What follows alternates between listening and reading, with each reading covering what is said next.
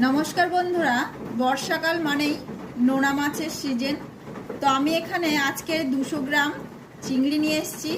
দেখুন, এটা আমি ফুল চিংড়ি বলেই আমরা চিনি। আপনারা কে কীরকম বলেন আমাকে কমেন্টে জানাবেন। আজকের আমি বানাবো ফুল চিংড়ির বড়া। আপনারা দেখুন কি লাগছে বড়া বানাতে। দেখুন, হলুদ গুঁড়ো লাগছে, লঙ্কার গুঁড়ো, জিরে ধনের গুঁড়ো, আর এখানে নিয়েছি লবণ। এখানে নিয়েছি আমি চালের গুঁড়ি, বেসন, এখানে পেঁয়াজ নিয়েছি, কাঁচা লঙ্কা কুচিয়ে নিয়েছি, আর আদা রসুনের অল্প পেস্ট নিয়েছি।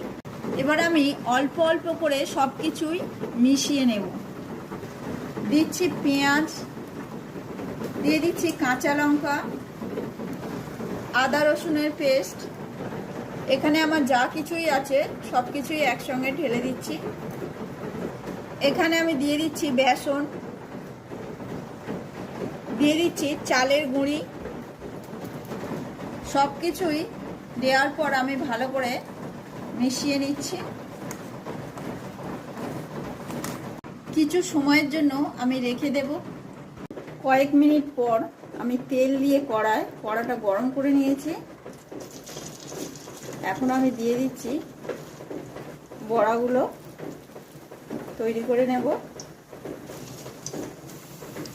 খুব হালকা আঁচে ভাজতে হবে বড়াগুলো। সব আমি উল্টে দিলাম। বড়া আমার ভাজা হয়ে গিয়েছে, এখন আমি তুলে নিচ্ছি। দেখুন কত সুন্দর হয়েছে।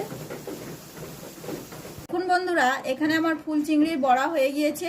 একটা আমি ভেঙে আপনাদের দেখাচ্ছি। দেখুন কত সুন্দর হয়েছে। আপনারা একবার অবশ্যই বাড়িতে এইভাবে করে খাবেন, আর আমার চ্যানেলটিকে সাবস্ক্রাইব করবেন, আমার পাশে থাকবেন।